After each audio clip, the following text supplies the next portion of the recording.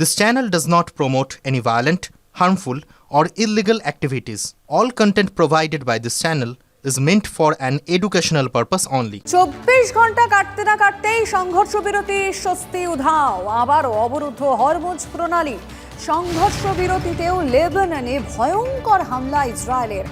IDF এর হামলায় লেবাননে নিহত 250-র বেশি।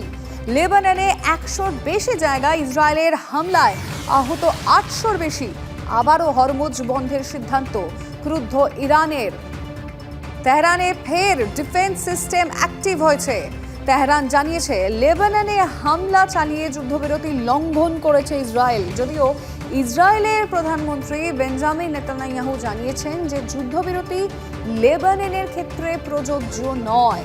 হেজবুল্লাহর বিরুদ্ধে তাদের অভিযান অব্যাহত থাকবে।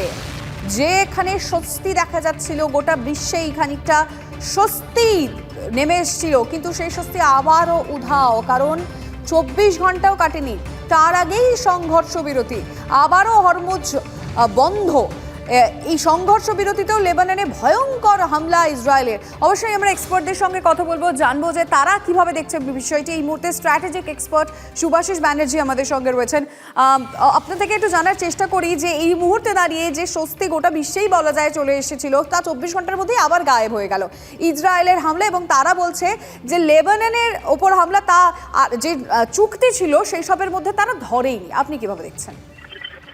দেখুন, আমি কালকেই আপনাদের চ্যানেলে বলেছিলাম যে এটা একদমই ক্ষণস্থায়ী একটা ন্যারেটিভ, এবং এটা ইউএসএ করছে শুধুমাত্র টাইম বাই করার জন্য। ইউএসএ যে ইকোনমিক লসটা হয়েছে তার জন্য নিজেকে রিভাইভ করার জন্য এই ন্যারেটিভটা চালাচ্ছে, যেই ন্যারেটিভটা যুদ্ধবিরতির ন্যারেটিভ। দ্বিতীয় কথা যেটা বলার দরকার আছে যে এই এন্টায়ার কনফ্লিক্টে 3টে স্টেক হোল্ডার ছিল, একটা ইউএসএ, একটা ইসরায়েল, একটা ইরান।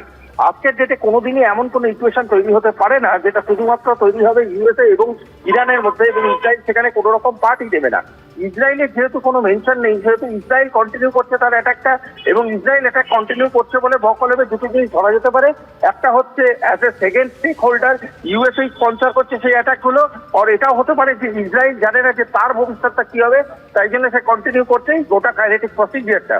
সুতরাং এই যে গোটা ব্যাপারটা, এটা ইরান যথেষ্ট ভালোভাবে বুঝেছে, এবং বুঝেছে বলেই তারা এই কুইজ ডিপ্লোমেসির মাধ্যমে তারা আস্তে আস্তে আস্তে আস্তে চেপে ধরেছে টুটিটা, যে হরমুজ যদি আটকানো থাকে, হরমুজের মধ্যে যদি ফিল্ট্রেশন এবং হরমুজের মধ্যে যদি রেস্ট্রিকশন থাকে, তাহলে ইউএসএ ডিপ্লোম্যাটিক্যালি নিজের হাঁটুতে বসতে বাধ্য হবে, এবং সেটাই হতে চলেছে আগামী দিনে বেশ তাড়াতাড়ি।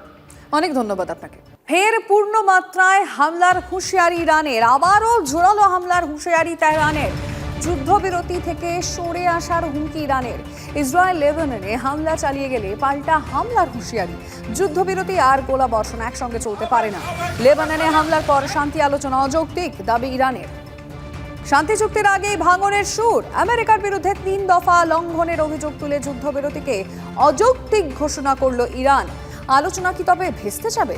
ইরানের পার্লামেন্টের স্পিকার মোহাম্মদ বাগের গালিবাফ জানিয়েছেন যে আলোচনার আগেই আমেরিকা ইরানের 10 দফা প্রস্তাবের 3টি মূল শর্ত লঙ্ঘন করেছে। লেবাননে হামলা চালিয়ে যুদ্ধবিরতি চুক্তি লঙ্ঘন করেছে ইসরায়েল। ইরানের শর্ত ছিল যুদ্ধবিরতি লেবানন সহ সব জায়গায় কার্যকর হতে হবে, কিন্তু ইসরায়েল লেবাননে হামলা চালিয়ে যাচ্ছে, যা চুক্তির প্রথম শর্তের লঙ্ঘন।